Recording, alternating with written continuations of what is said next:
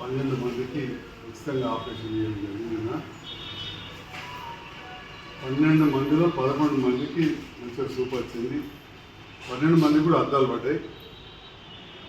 మరి ఆ హిమోత్రోపెట్ అమ్మది కొద్దిగా బాగా రోజులైంది, కొంచెం బీపీ బాగా పెరిగింది కాబట్టి కొంచెం టైం పడుతుంది. మందులు వాడి చూద్దాం. మరి ఈ ఆపరేషన్లు మందులు కొనుకొచ్చుకుంటే కొన్నిసార్లు ఇచ్చి దాదాపు 34 గంటలకి చెప్తుంది కదా, కొత్త కాదు.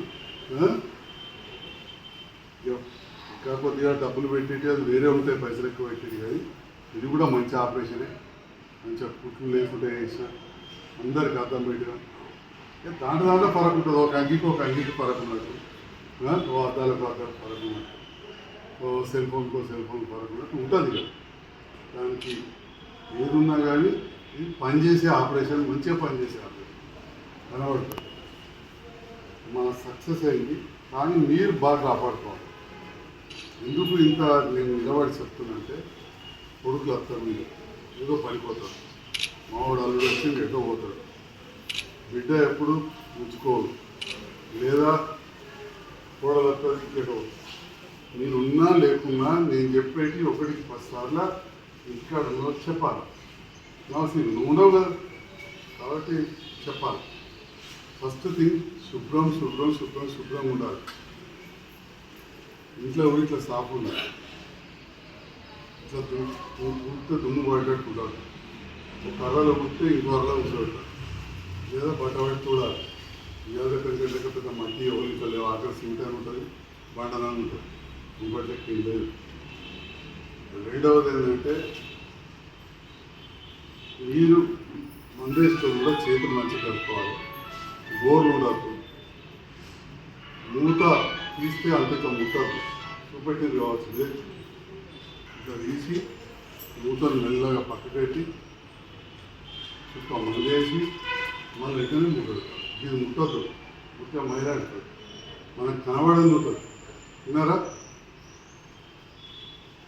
రోజు 7 సార్లు వేయాలి. పొద్దుగాల ఇవ్వగానే 9కి 40 సాయంత్రం రాదు. దాంతోపాటు ఇప్పుడు ఇచ్చిన గొర్రెలు తిన్నాక వేయాలి. బాగా ఉండే గొర్రెలు కానీ చుక్కల మంది మాత్రం 2 నెలలు వేయాలి. 60 రోజులు, రోజు 7 సార్లు. మళ్ళీ ఆదివారం అయినాక రోజు 6 సార్లు, మళ్ళీ ఆదివారం అయినాక 5 సార్లు. అది తగ్గించుకోవాలి. ఇంకొక విషయం, నడిలో బేస్తారణ ఒకసారి రావాలి. పొద్దుగానే రావాలి. ఇంతకంటే పొద్దుగా ఈ టైంకి వెళ్ళిపోవాలి. మందు మిగిలిన చుక్కల మందు పట్టుకొని రావాలి. గొర్రెలు అయిపోతుంది.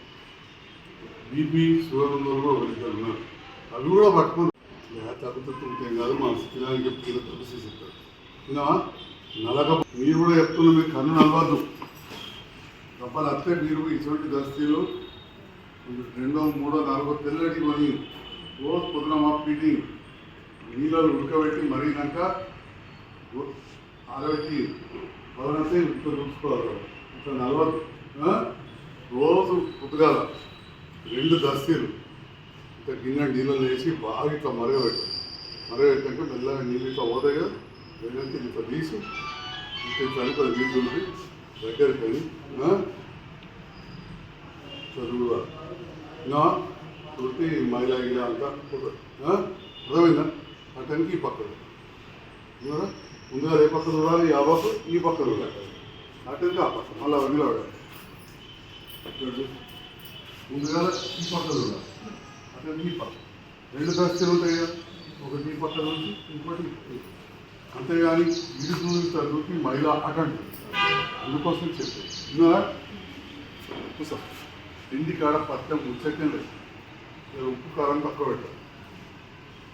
ఉప్పు కారం మాత్రం మటన్ చికెన్ పెట్టదు. అన్నం కాయగూరలు అన్నీ పెట్టచ్చు. ఇక అవే కూడా గిద్దినంత కదా. కానీ ఒక్కటిగా మనకి ఎన్నికటికి ఉన్నది పప్పు తింటే సీమత్తే కన్ను నాతోడైతే కానే కాదు కాపాడు. కాళ్ళు లెక్క కాదు. ఎందుకుంటుందమ్మా కన్ను గీత దానికి సీమత్తే ఉంటాం. ఈ గోరు సీమత్తే గోరు ఉండదు. మా డాక్టర్ గోరు తీసి పడుతాడు. కన్ను సీమ రాకుండా కాపాడుకున్న బాధ్యత మీదే. పప్పు తింటే రాదు కానీ అన్నానం ఉంటుంది. 3-4 రోజులు పెట్టకపోతే ఏం పోతుంది? కాయగూరలు పెట్టు ఆపరేషన్ మళ్ళీ అద్దెలా కూడా తినకపోతే కానీ కాయగూరలు అయితే మంచిగా పొడుగుంటూ ఉడకబెట్టుకొని తిన్నారు. పాలు తిన్నారా? కాయగూరలు తినక పప్పు తినక మటన్ చికెన్ నేనే 3-4 రోజులు వద్దా అంటున్నాను. ఏది తినకపోతే వంట మాత్రం సరే ఆగుంటుంది. పొడుగులు కట్టుకుంటుంది, ఆమ్లెట్ వేసుకుంటుంది, అన్నం తిరుగుతుంది, కాయగూరలు తిరుగుతుంది, రొట్టె తిరుగుతుంది. ఏం కాదు, మంచిగా మాట్లాడుంది, కూర్చోండి, అటు ఇటు నడువుంది. ఆపరేషన్ నాని నడిపించుకొచ్చింది కానీ కొద్దిగా దుమ్ములో పోతుంది. రెండోసారి పిల్లలను ఎత్తుకుంటే ఈ పట్టి కూర్చొని కళ్ళు జరుగుతుంది. ఇంకా అద్దాలు ముందు పోతుంది కొద్దిగా దూరం. ఓ ఎంతనన్నా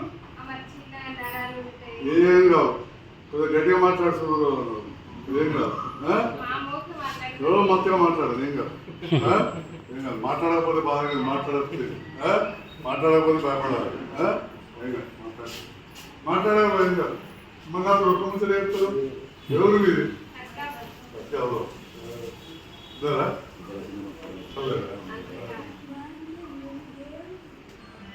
దేవుడు కానీ నువ్వు బాగా ఆశపడుతున్నావు.